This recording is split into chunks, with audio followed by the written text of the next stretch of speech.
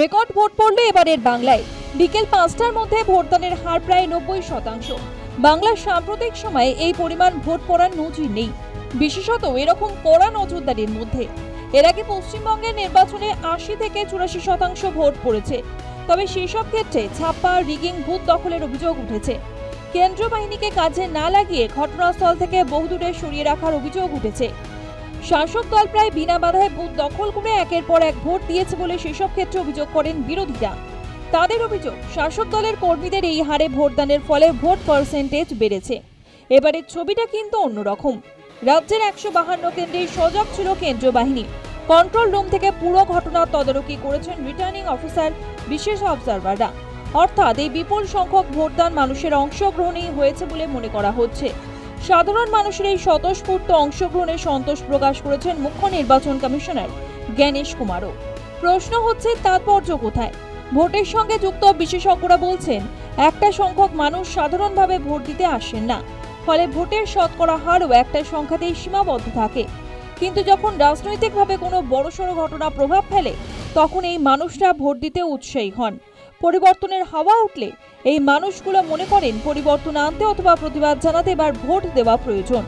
এই সব ক্ষেত্রে ভোটদানের হার স্বাভাবিকের থেকে বাড়ে।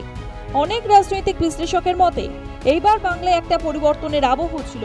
নরেন্দ্র মোদী, অমিত শাহরাও সেরকমই দাবি তুলেছেন।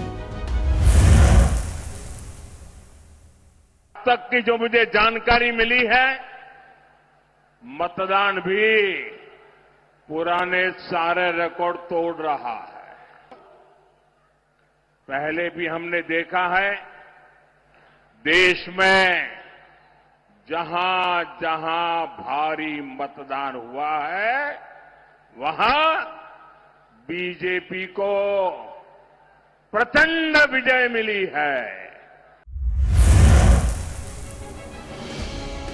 এবারের বাংলাতেই এসআইআর পর্বে অভূতপূর্ব সংঘাত দেখেছে বাংলা। প্রায় প্রতিদিন কমিশন, রাজ্য, তৃণমূল, বিজেপি তরজায় উত্তাল হয়েছে রাজনীতি। তাহলে কি এসআইআর এর প্রতিবাদ জানাতে মানুষের এরকম স্বতঃস্ফূর্ত ভোটদান? সেরকমই মনে করছেন মমতা বন্দ্যোপাধ্যায়। মানুষ কেন ভোট দিচ্ছে জানেন? আজকে মানুষ জানে এটা, এই লড়াইটা হচ্ছে ওদের অধিকার রক্ষার লড়াই। তৃণমূলকে ভোটটা না দিলে তার আমও যাবে, ছালাও যাবে, তার অধিকার যাবে, তার সম্পত্তি যাবে, তার ঠিকানা যাবে, তার বিজনেস যাবে। বৃহস্পতিবার ভোটদানের একেবারে শুরু থেকে বিজেপি ওয়ার রুমে ছিলেন অমিত শাহ। নিজে পুরো বিষয়টা তদারকি করেছেন। মানুষের ভোটদানের গতিবিধি নজরে রেখেছেন। মানুষ সেভাবে দলে দলে ভোট দিতে আসবেন তা কি আগেই অনুমান করতে পেরেছিলেন বিজেপির চাণক্য? সে কারণেই কি নাটকীয়ভাবে নিজের সমস্ত কাজ বাতিল করে ওয়ার রুম থেকে যুদ্ধ পরিচালনা করলেন? News time.